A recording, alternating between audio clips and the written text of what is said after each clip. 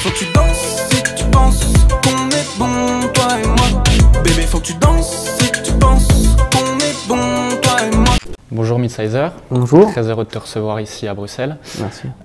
Bisous, donc, qui va être ton premier album, sort le 27 avril. Ouais. Déjà, à quel moment tu as commencé à travailler sur ce projet?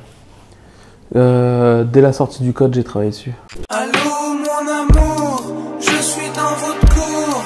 Donnez-moi le code du bâtiment, mon amour. Donc c'est le déclic et c'est peut-être aussi le fait que tu aies chanté dessus. Ouais, complètement. Ça m'a donné l'envie d'en faire d'autres comme ça en fait. Et de fil en aiguille, de jour en jour, ça m'a amené à en faire plein. Et du coup, voilà, c'est devenu un album quoi. Et le fait de chanter dessus, c'était quelque chose de calculé ou c'est venu comme ça en studio? Bah, c'est venu comme ça pour le code par exemple. Et après, on m'a dit que le résultat était plutôt pas mal, donc je me suis dit je vais continuer parce que ça me plaît de le faire. Oui, tous les jours, je te ferai l'amour, mon amour. Pour en revenir à la musique, du coup, sur cet album, est-ce qu'il y a des artistes ou d'autres albums qui t'ont inspiré? Je dirais peut-être au niveau de la façon de vouloir amener les choses, je dirais première consultation, ça m'a emmené là un peu de Doc Gynéco. Pour toi, ma chérie, viens voir le docteur. Viens voir le docteur, non, n'aie pas peur. C'est aussi pour ça que tu tenais peut-être à l'avoir sur l'album. Le gynéco guérit tes maux. Ouais, complètement, complètement. Ouais. Et C'est un honneur. Du coup, la collab avec lui, elle s'est faite comment? Bah, c'est fait par le biais de quelqu'un que je connais qui s'occupe de lui et je lui ai demandé s'il était d'accord de faire un morceau. Il a dit oui. On s'est vu, on a fait 2 morceaux et voilà, on en a mis un sur le projet. C'est fait très simplement. J'ai failli tomber dans la piscine. T'es identifié quand même à la base comme un beatmaker rap, voire sur des sons de trap. Tu peux me croiser en train de m'agouiller. I'm a king in the snakes and grass, ho. Push a nigga out of pass, ho. Avec cet album, on sent que tu t'affranchis pas mal des codes. Tu peux toucher à d'autres sphères peut-être. Cette ouverture musicale, c'est quelque chose que tu as cherché ou c'est venu assez naturellement? Je pense que c'est venu naturellement. Hein. Ouais. J'ai pas vraiment cherché à faire ça. J'étais sur un thème précis, sur une envie d'exprimer ce genre de sentiments. Et pour moi, le truc qui s'amenait le plus, c'était un peu en mode vouloir le dire, quoi, chanter. Donc forcément un peu variété française pop. Et je voulais amener ma patte de producteur et la donner et que les productions soient moins sombres que ce que j'ai pu faire en fait.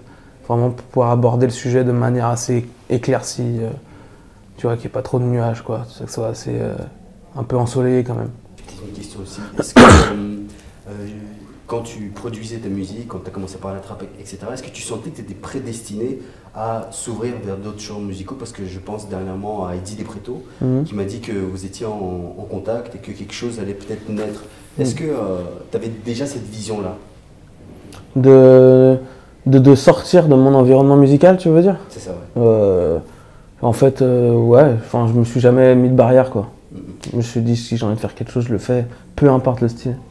J'ai jamais eu de barrière, jamais. Mais la chose la plus simple qui était pour moi, qui revenait le plus souvent, c'était de faire des instrus un peu plus sombres. Et là, comme je dis, pour moi, c'est un challenge de faire ça, parce que c'est vraiment pas évident de sortir de son contexte, et je trouve ça intéressant de se renouveler, entre guillemets, quoi, changer un peu. Sans toi, toutes les late night. Il y a quelque chose aussi qui est intéressant, c'est que les artistes avec qui tu collabores, je trouve qu'ils rentrent vraiment dans ton univers et des fois ils sortent un peu du leur. Ouais. Je pense par exemple à Romo Elvis. Bébé, pourquoi t'es parti avec moins bien que moi? C'est un tocard, c'est un loser, je te l'ai déjà dit maintes fois. Ouais. Je trouve qu'il sort vraiment de la chose, c'est quelque chose aussi que tu recherchais? Bah non, mais en fait ce que je recherchais c'était juste d'amener des gens que j'aime écouter, des gens que j'aime humainement et qui se sentent un peu concernés par le truc et qui trouvent ça cool musicalement. Et du coup il a bien aimé le morceau Tocard et Ouais Bébé, il a posé dessus tout simplement, quoi. Et voilà, c'est tout. Hein. Mais même pour moi, le morceau Tocard, pour moi c'est fou d'avoir fait ça. Enfin, tu vois, une batterie un peu de jazz comme ça, c'est un peu fou pour moi d'avoir fait ça, je trouve. Même moi, je suis concerné par ce changement bizarre. Pourquoi t'es parti avec ce tocard? quelque chose aussi que je trouve intéressant, c'est sur l'exposition des beatmakers. Ouais. Déjà, est-ce que tu trouves que les beatmakers ont assez de reconnaissance en France? Cette question, je me la pose plus en fait. Je pense que ouais, ça va. Hein. Ça évolue positivement? Ouais, voilà. Ça dégringole pas quoi. Je pense que ça ne fait que de monter, qu'on a de plus en plus de reconnaissance, donc c'est cool. Mais est-ce que tu penses qu'un jour, ou en tout cas, toi peut-être tu aurais cette ambition-là, qu'en France, on puisse retenir des noms comme aux États-Unis, comme Pharrell, Timbaland, etc., que des figures du beatmaking soient reconnues tout autant que des artistes Ouais, mais ça après, c'est pour... Chacun est maître de ce qu'il fait et là où il veut aller, tu vois. Et je pense que Timbaland et Pharrell, ils ont tout fait pour qu'on la connaisse en tant que Pharrell et Timbaland et pas produit par machin. Tu vois, Pharrell, il a chanté sur des albums. Timbaland, c'était clairement un DA. C'est lui qui a tout produit pour plein de personnes et c'est lui qui a eu envie aussi de se mettre en avant, quoi, tu vois.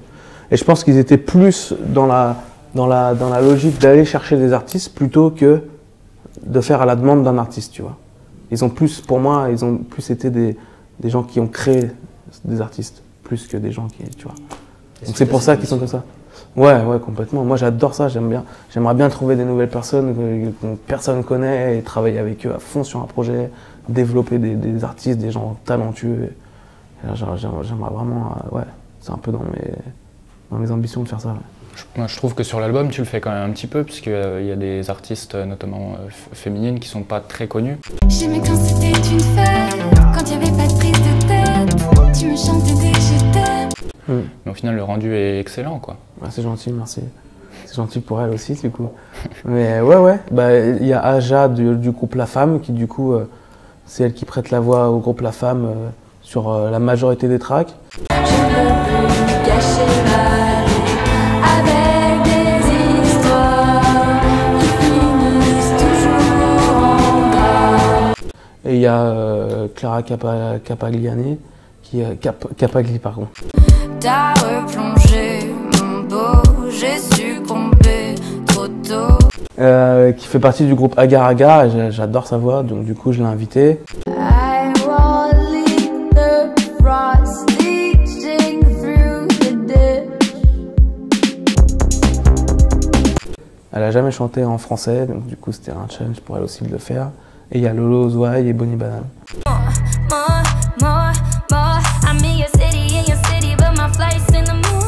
Bébé faut que je pense, bébé faut que je danse. Bébé faut que tu danses, bébé faut que tu penses. Bébé faut que je pense, bébé faut que je danse. Et toutes sont très talentueuses. Et du coup, pour la suite, tu dois évoluer comment, vu que là, maintenant, tu commences à chanter. Ouais. Est-ce que tu dois, par exemple, faire un morceau solo? Ouais, j'aimerais bien. Hein. C'est ce qui est prévu un peu pour la suite, quoi. J'aimerais bien faire un morceau entier tout seul. Quand je serai capable de fournir des bonnes paroles, etc., pour des couplets, je vais le faire. Quand je me sentirai prêt, en fait, je le ferai. C'est tout. Là, je me sentais prêt de faire juste des instrus avec des refrains dessus, je l'ai fait. Mais en fait, pourquoi ça vient si tard, entre guillemets? Ça fait depuis pas mal de temps que tu produis. Parce que ça met du temps, hein, quand même. Hein. C'est comme quand tu apprends à marcher, tu vois. T'as toujours un peu peur de comment ça va se passer. Et là, c'est pareil. Le fait d'entendre sa voix pour la première fois, c'est... Faut avoir du recul sur soi-même, quand même. C'est quand même un truc assez, au final, un peu narcissique, quoi, tu vois. De chanter, d'entendre sa voix, de savoir qu'on va être écouté, ça fait peur. Donc ça a mis du temps, je sais pas. Mais ça s'est fait. Mieux vaut tard que jamais. Et c'est encore ce côté un peu beatmaker qui passe pas de l'autre côté, mais qui se met en avant. Et du coup, c'est peut-être pas forcément naturel pour un beatmaker, surtout en France. Ouais, c'est ça, ouais. Mais c'est vrai, c'est ça, c'est que c'est pas vraiment naturel pour un beatmaker de faire ça, mais au final, ça l'est parce que un refrain, ça reste une top line et ça rentre dans le processus de création, de prod pour moi. Ça a une mélodie, quoi. C'est comme si la voix, ça devenait un instrument. Et pour moi, c'est comme ça que je le voyais, en fait. Ma prod manquait d'un truc à ce moment-là, hein, donc je lui ai donné ma voix pour le code, par exemple, et ça s'est passé comme ça, quoi.